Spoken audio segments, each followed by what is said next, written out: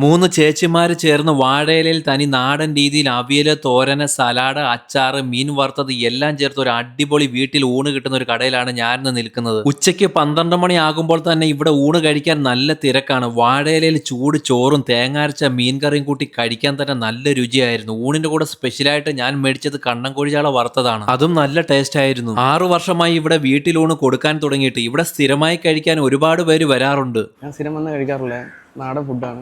ഈ ഹോട്ടലിൽ ഇന്ന് ആഹാരം കഴിച്ചിട്ട് ഏതാണ്ട് 5 വർഷത്തോളമായി.